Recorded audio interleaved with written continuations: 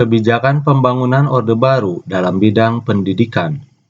Pada masa kepemimpinan Soeharto, pembangunan pendidikan mengalami kemajuan yang sangat penting. Ada 3 hal yang patut dicatat dalam bidang pendidikan pada masa Orde Baru, yaitu pembangunan sekolah dasar Inpres atau SD Inpres, program wajib belajar, dan pembentukan kelompok belajar atau kejar.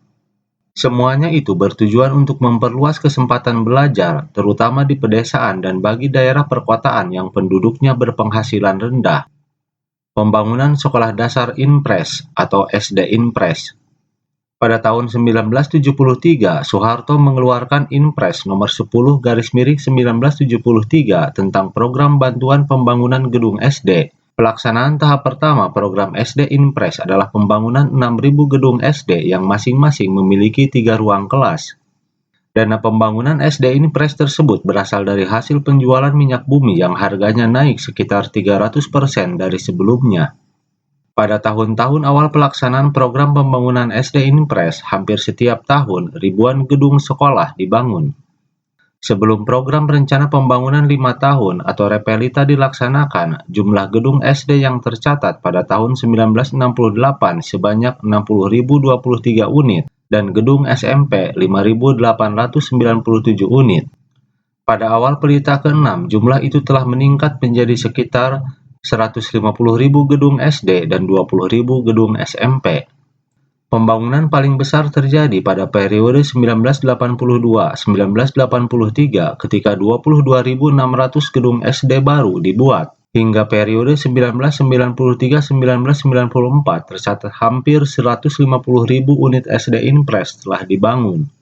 Peningkatan jumlah sekolah dasar diikuti pula oleh peningkatan jumlah guru. Jumlah guru SD yang sebelumnya berjumlah sekitar ratusan ribu pada awal tahun 1994 menjadi lebih dari 1 juta guru. 1 juta lebih guru ditempatkan di sekolah-sekolah Inpres tersebut. Lonjakan jumlah guru dari puluhan ribu menjadi ratusan ribu juga terjadi pada guru SMP. Total dana yang dikeluarkan untuk program ini hingga akhir pembangunan jangka panjang PJP 1 mencapai hampir 6,5 triliun. Program wajib belajar. Program wajib belajar pada era Soeharto mulai dilaksanakan pada 2 Mei 1984 di akhir Pelita pembangunan 5 tahun ketiga.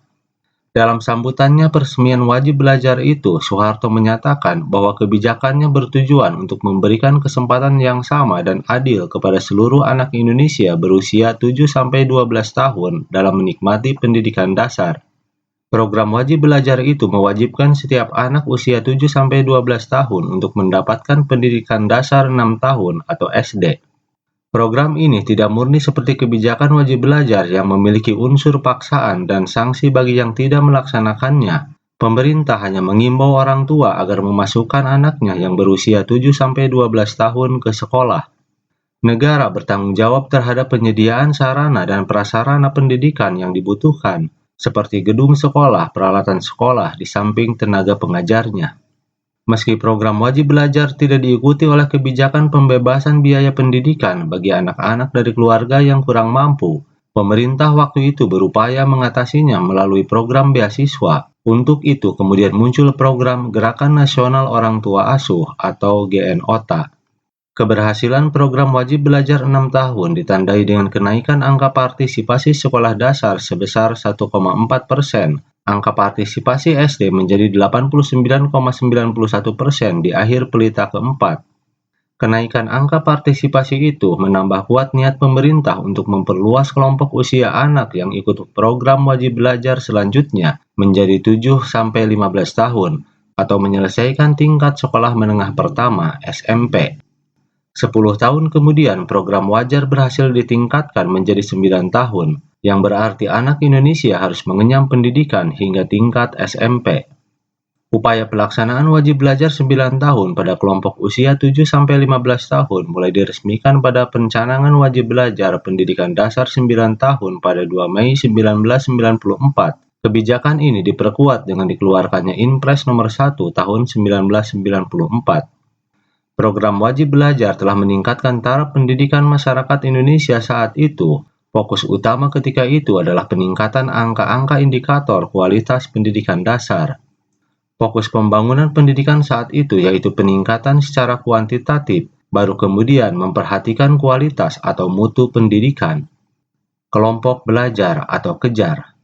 Setelah perluasan kesempatan belajar untuk anak-anak usia sekolah, sasaran perbaikan bidang pendidikan selanjutnya adalah pemberantasan buta aksara. Hal itu disebabkan oleh kenyataan bahwa masih banyak penduduk yang buta huruf.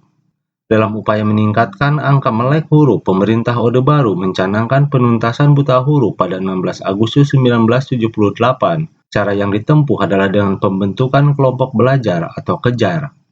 Kejar merupakan program pengenalan huruf dan angka bagi kelompok masyarakat buta huruf yang berusia 10-45 tahun.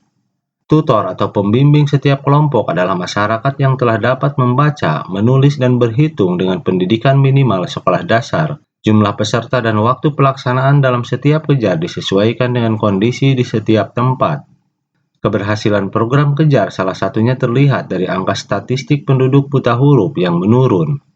Pada sensus 1971 dari total jumlah penduduk 80 juta jiwa, Indonesia masih memiliki 39,1% penduduk usia 10 tahun ke atas yang berstatus buta huruf. 10 tahun kemudian, menurut sensus tahun 1980, persentase itu menurun menjadi hanya 28,8%. Hingga sensus berikutnya tahun 1990, angkanya terus menyusut menjadi 15,9%.